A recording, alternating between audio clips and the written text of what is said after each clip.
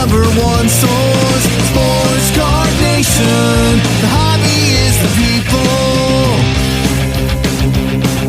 Sports Card Nation.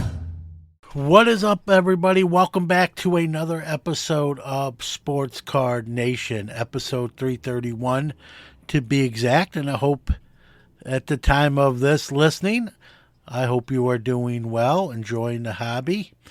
And we have a great guest, as always, or as I always say, on the show, Mr. Greg Bates, who I've gotten to know through, our paths crossing as writers for Sports Collectors Digest and seeing him at the National and talking to him there. But he writes for many different entities, including Fanatics/Tops and others, and some freelance work as well. So very talented, writes again for different entities and a hobbyist besides. And, I always say, who better to write about the hobby than someone who's in it, right? Sometimes we get these articles from outside the hobby, and not that they're not good, but sometimes you can tell by the way they're written and how things are worded that the person's not inside the hobby. I'll just be polite like that. And I think you all kind of get the gist of what I'm saying. Nothing wrong with that. It's not illegal.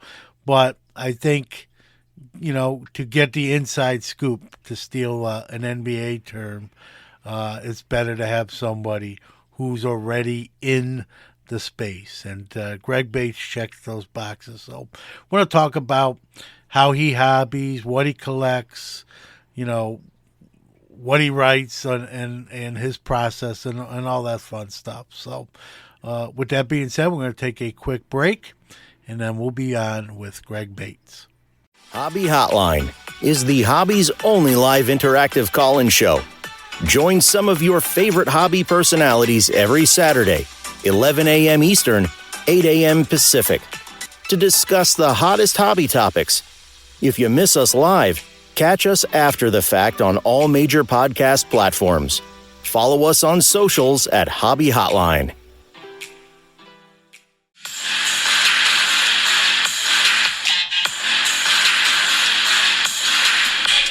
Happy to speak with my next guest on the Sports Card Shop guest line. We have a few things in common. We both collect cards, and we both write.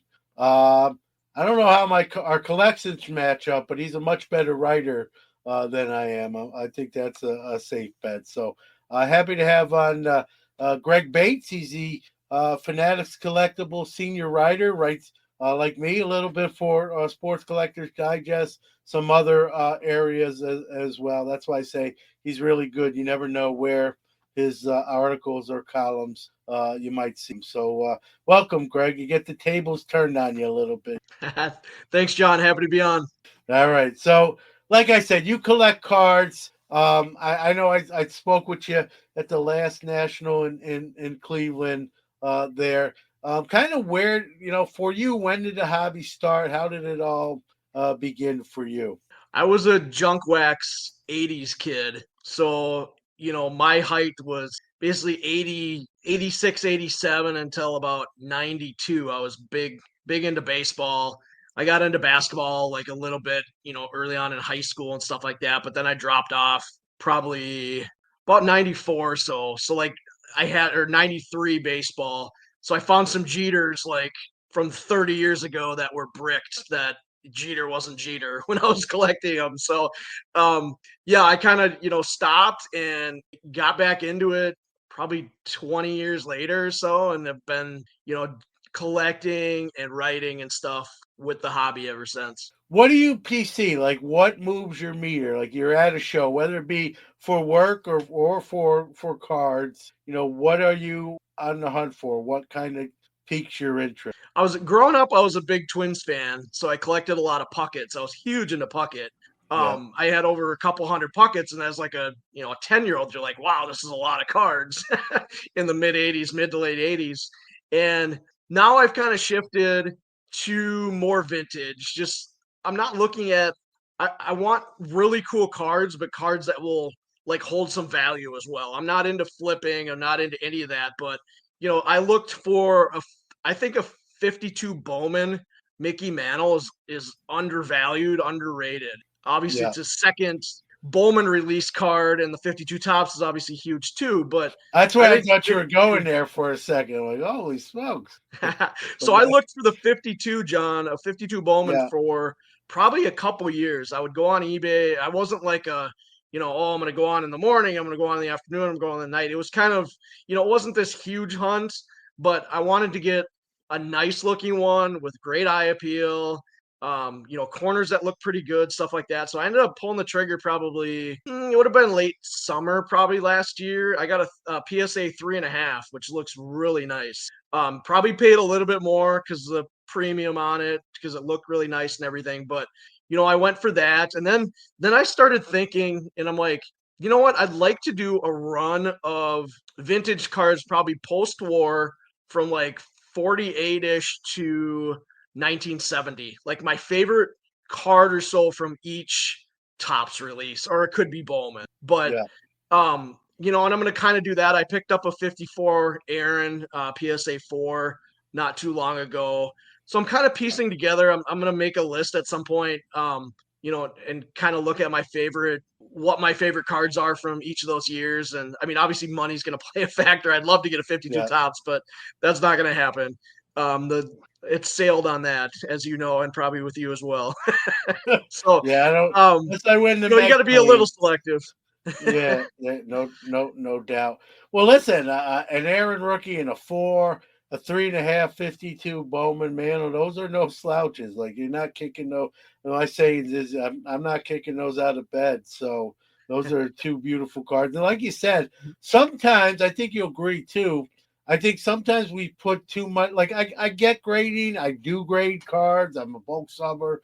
I get the whole aspect. Sometimes we put too much emphasis on the grade and not the eye appeal or what the card actually looks like. Like I got a card over my shoulder here. It's a Jackie Leaf rookie that's a 1.5. But anyone that's seen it really up close will tell you it looks much better than the grade. And I love it. I love it. And it's my grail card. And and so sometimes we put too much, like we forget about the eye appeal or how the card presents. And I think that's important too. And especially if it's a card, like you said, you're not a flipper, you're not buying it on Monday to move on Thursday and that sort of thing. So as long as we're happy with it as the owners of our cards, right? At the end of the day, that's what it's all about. And the grades will speak when it's time and that's so fully get that. And those are great cards. You showed me even before. You don't have to show it or talk about, but you showed me another a more modern card that you acquired that's really top of the line and made me a little jealous as well. Yeah, I picked up my first Otani autograph. I'm like, it was right before the season. I think it might have been the first day of the Tokyo series. And Yeah, I thought his autos are starting to get, especially this is a 2019 Topps Chrome update. So it's not a yeah, 2018, but the 2018 ones they yeah, just yeah, price you out. I mean, you're already out. You're yeah, 10, 12 grand for a PSA 10, So I'm yeah, like, I like the rookie cup. We like the rookie cup on there. So it's a 2019. It's his rookie card. Yeah, orange to 25. It's a really cool looking card. I kind yeah. of deviated from, like I said, I don't do a ton of modern, but I kind of deviated from my vintage quest, I guess, of 48 to 70. You know how you're looking and they're like, Well, there's some I guys. really like Listen, this card. yeah, Yeah. there's some guys, right? You'll break the rules for, and I don't blame you. He's one in Yeah. my book, and the other guy I love is Bobby Witt. I'm more vintage guy too, Greg. But when if I see a Bobby Witt Jr. that catches my eye, I've been known to pick those up or buy those. So it's nice to have a rule or sort of a criteria, but what they say, criteria you can. There's always a loophole, or you can break a rule every now and then. And I think, I'll stick up for us. I think with Otani and Witt Jr., those are not bad guys to break a vintage rule on, because I think they're obviously 5 tool ball players who I think are going to years later. I don't think we'll regret any of those purchases. So, I think when you look at it like that, I'm okay with breaking my vintage rule. And the awesome thing is with Witt, obviously as a collector himself, it just makes it 10 times more cool to that see is him. pretty cool. Yeah, I just did an email interview with him about a month ago when he got on with Collects and did his little partnership. So his agent was really awesome to get through. He's like, he can do an email interview. He's not, because this was during spring training. Yeah. I'm like, that's perfect. Let's do it. Yeah. And he was awesome in answering the questions and just talking about his PC and everything else and why he wanted to get into, the card industry with his own money. So yeah, it was cool. Yeah. With an email interview, I think I know the answer to this, but I'm not 100%. So you'll email like the question you want, and they'll just kind of take each one of those and then have a type response for it. Am I wrong? Yeah, I sent him, I sent his agent, I don't know, 7 or 8 questions. Yeah. And he emailed back, and he would, each question was, he probably responded with three sentences each or so. It was good. Yeah. It was good content. I ended up using a lot of it. But Yeah. I'm not a huge email interview fan because you can't really ask follow-ups, especially for a pro athlete. I did an email interview with JJ Watt a number of years ago, and you couldn't, you can't follow up. That's the tough thing. So it's one email to them or their representative, and then one comes back with the answers to those questions. And that's it. Yeah. Well, listen, if they give definitive answers, and I mean that's half the battle. So it's better than no interview, as you probably well know. So yeah. Speaking of writing, was that something, even the younger Greg Bates, was that always something that you did or were into? In other words, like I wrote for my school newspaper. I don't know how good or bad I was. I wouldn't say I even loved it. I just did it because I was kind of asked to do it. My fondness for writing grew as I got older, I'd say. But for you, was it something from an early age you really had a love or a passion for, or not necessarily? I like to write. I went to college at St. Cloud State, and I was in communications. I was going to do public relations and advertising. Didn't know necessarily want to go, and I always loved sports. I always want to do, I'd always thought about, sports PR for a NFL team or NBA or something like that. But then I got into and I did clubs and stuff and I got a advertising public relations emphasis when I graduated and stuff. And then I was looking for jobs and everything, and there was a newspaper job opening for a graphic designer at the town that I grew up in Minnesota. So I ended up taking that on for 20 hours, and then they were looking for some sports writer help covering games, stuff like that. I wasn't big into graphic design stuff. I knew newspapers were really cool, and I love that. So I transitioned into writing then, and then that stuck from. So started in newspapers in 2001, and then I've been writing ever since, essentially, just for publications, newspapers, online, everything else. So yeah, it kind of, once I got the bug, I guess, I started doing it all the time, and that's what it became. But it wasn't necessarily, I knew I wanted to do sports type writing, I guess, but journalism per se maybe wasn't exactly, what I thought right away. So, but that's what it turned into, and it's been a lot of fun. Yeah, no, I completely get that. You're very good. I obviously read most of your stuff, and you're very good at. Time for a quick break, but we'll be right back. Hi, I'm Isaac Alpert, a longtime card collector and the co-founder of the Penny Sleever. My wife and I started the Penny Sleever with a simple premise in mind: to offer collectors top quality supplies at fair prices. We offer a full range of hobby supplies, and we'll get them to you fast.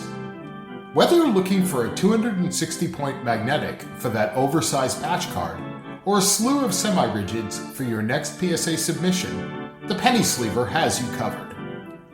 Shop now at thepennysleever.com and use the promo code SCNation to get 10% off your first order. That's SCNation for 10% off at thepennysleever.com. The Penny Sleever. Top quality supplies, fair prices. We are back. Has the writing affected how you collect, or even the other way around, like what you collect affect your writing, or are they kind of two separate entities in themselves that are sort of mutually exclusive? How would you answer a question like that? I'll tell you a funny story. So I used to do every year for Sports Collectors Digest before I went over to Fanatics. I'm still doing some SCD stuff. But I would do every year going into spring training, I would do like prospects to watch. And I would talk to a couple shop owners in Florida. And I would always talk to Lance Fisher, who is the president founder of Onyx baseball cards. Yeah. And Lance is just a great guy. Anybody who's met him, they put out great cards. I mean, they're so small, but what he does and everything, he's such a passion for it. So I would talk to him, and he used to be a Florida State football recruiter. So that's how he got into, and the guy knows people, and he got into that, got into cards. So he knows, he goes down to, wherever and checks out all these prospects and gets to know these prospects. He knew, Wander Franco's name when Wander was probably 14 years old, and other guys. So I would talk to Lance every year, kind of late February, early March, leading into the year. And he would kind of break down who he was, looking at every year as, we'd kind of look at the top 100 prospect list, and he'd be like, I love this guy. He should be moved up higher. This guy. And in 2019, I think it was, I said, can you give me a name? Because he's really good at this. Can you give me a name out of the top 150 people probably haven't heard of, but they're going to know who he is in a couple years? And he's like, there's this, 16, 17-year-old named Julio Rodriguez, not in the top 150. He's going to be the number one prospect in a couple years. So then, I kind of looked, I went on eBay after that, and it was, he had his first Bowman Chrome 2019. So I looked, I'm like, well, I'm going to take Lance's word for it. So I ended up pulling the trigger. I bought it was unnumbered, but it was his auto, Bowman Chrome auto, for $250. And when he was called up a couple years ago, those shot up to like $3,000 each. I didn't sell, which I could have and made a nice profit, but I'm like, I'm going to hold on to these. I think they're probably down to, I don't know, $1,200 maybe now, 12 to 15, I suppose. But just like he called that when this kid was 16 or 17 years old, because he knew the makeup of these kids. He's like, Julio's going to be the face of the Mariners, and what Lance is telling me, I'm just like, he's so believable because he's had such luck with, these players and stuff. And he's really good at, finding these young guys and getting autos. I think he was the first to have like Julio autos. He was the first company to have Wander Franco and all these guys that people haven't heard of because they're 16 years old before, Topps even dives in there, or Panini or Leaf or anybody. So it was pretty cool. Yeah, Lance has been on the show. He, like you said, you profiled him like perfectly. He knows his stuff, smart, kind of can, I know it sounds weird, but almost read the DNA and kind of see that guy before they pop. And he was right, with Julio. And they may be down a little bit, but he's got a lot. He's a 5, we talk about 5'2" guys tonight. He fits that bill too. And he's still very young. And he is right now. I'd say he's probably the face of the Mariners and their best player. So, I don't think by holding, I don't think they're going to go down anymore. If any, might go right back up. So he's dealt with a couple injuries here and there, a little nagging stuff. Nothing of the Mike Trout variety, if you will. But I think you'll be all right there. But that's I love that story, right? Because there's like, hey, I'm just picking this guy's brain for this piece. And now we've got that light bulb turns on, and I've had people not named Lance Fisher, Newman, look at this, or hey, let me tell you about this guy. Sometimes sometimes they're right, sometimes they're wrong. Sometimes I do a little prospecting Not so much in recent years, but I used to do a lot more. And sometimes, I used to say if I can be right 6 out of 10 times, I'll take that.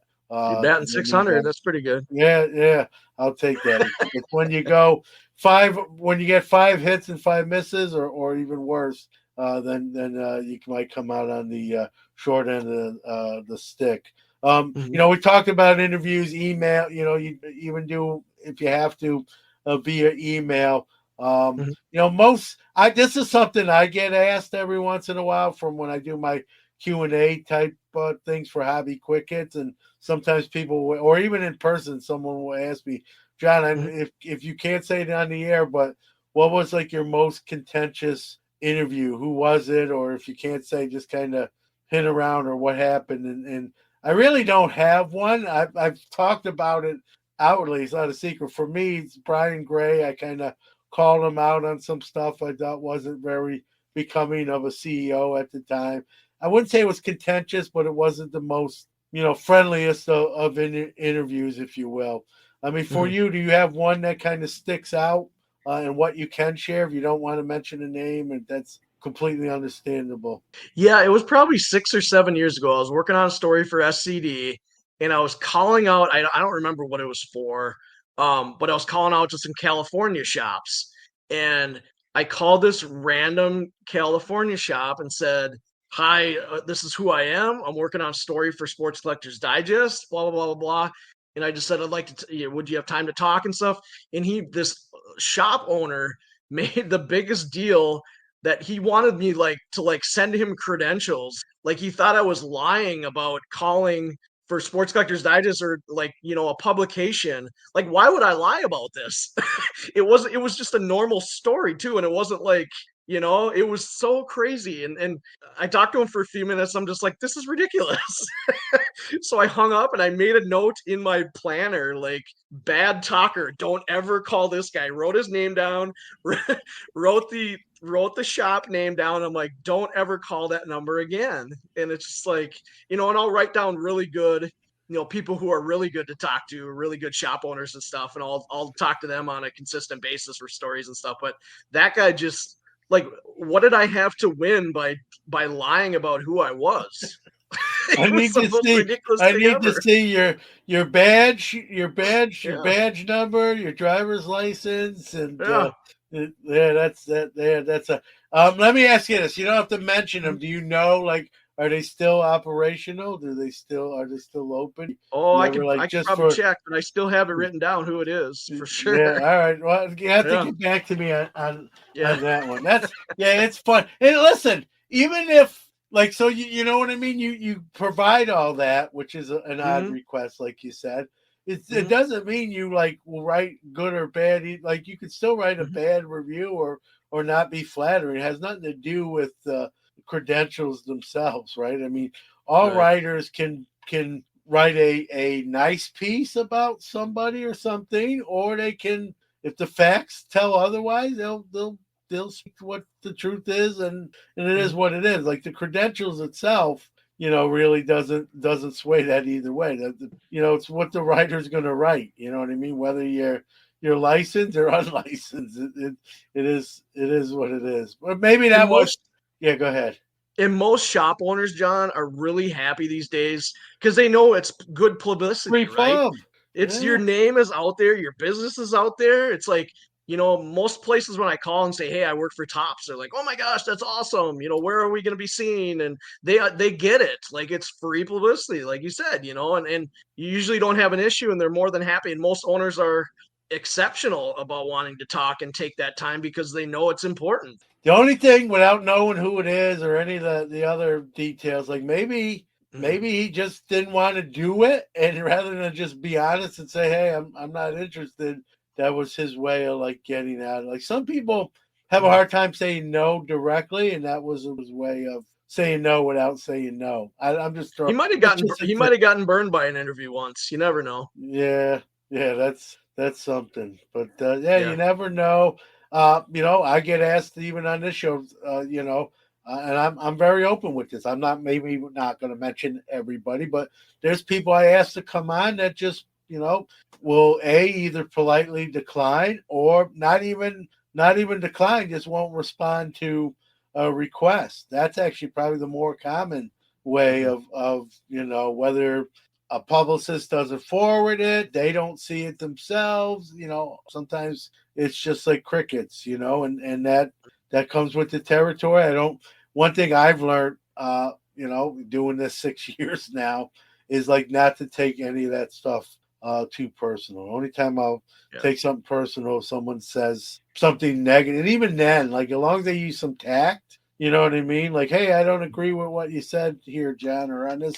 That's fine, because they're both opinions. No one's really wrong. We can only be wrong or right on facts. Opinions are our own. So I've learned not to take stuff too personal, especially if it's not made personal. Some people, I think, are better at it than others, and I just think it's one of those things over years I've kind of gotten better at being like that. But sometimes someone, you might want them to come on a show, you might want them to do an interview for a column and article, and they just don't have that same want or desire, and it is what it is. And I've had people, I'm sure this might ring true with you too, Greg.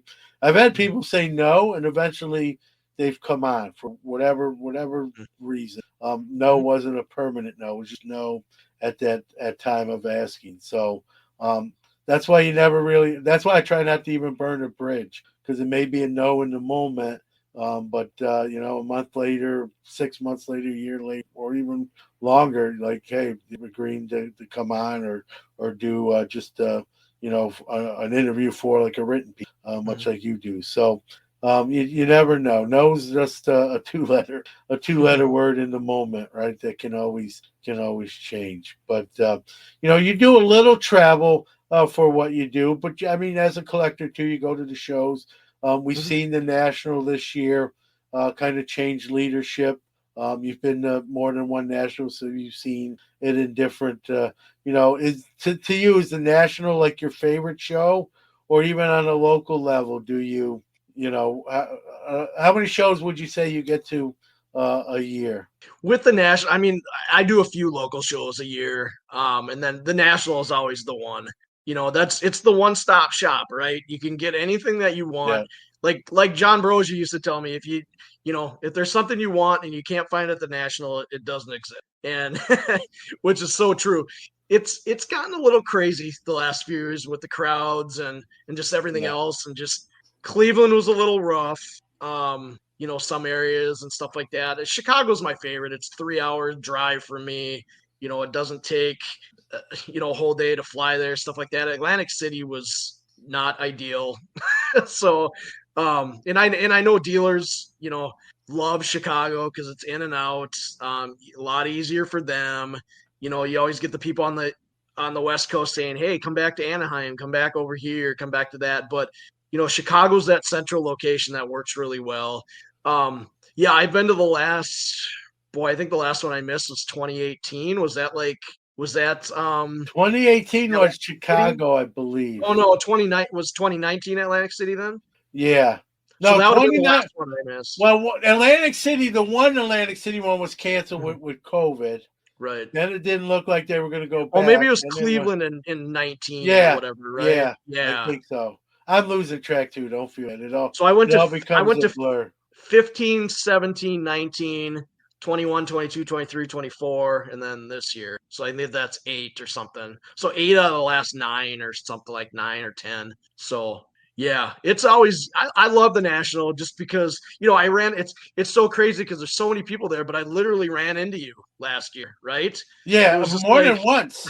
More than once. It's crazy. Like there's 100,000 people there, and you run into people like and then you try to find somebody, and then you can't, and then you exchange a message after the show like, hey man, I missed you, sorry we didn't, so it's you never know. It's funny, and I always tell people, like, make a like a rendezvous, like, hey, I'll meet you at 3:00 in front of this food truck or whatever landmark you want to use. Otherwise, sometimes it may not happen. or it'll just, like you just said, it'll happen by happenstance. Just be one of those spontaneous things. Like you just, I think we saw each other 3 or 4 times, to the point where we had talked so much we just kind of waved, having a good day, So it's just, it's odd how that works. And then someone else you're trying to look for or find,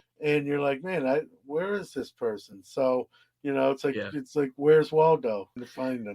Awesome having Greg jump in, having the tables turned a little bit. Usually he's the one asking the questions, and now he became the one answering it. But I've gotten to know him, really good guy, big music fan like me. So a lot of times when we meet up, we wind up talking about music more than sports or the hobby. But now we talk about everything. And so I hope you enjoyed the conversation. I know I did, and we're not done yet. We'll be back for part 2 of our conversation on next episode. So with that being said, we're going to hear from our Hobbies the People announcer of the week and some closing thoughts to wrap up this week's episode.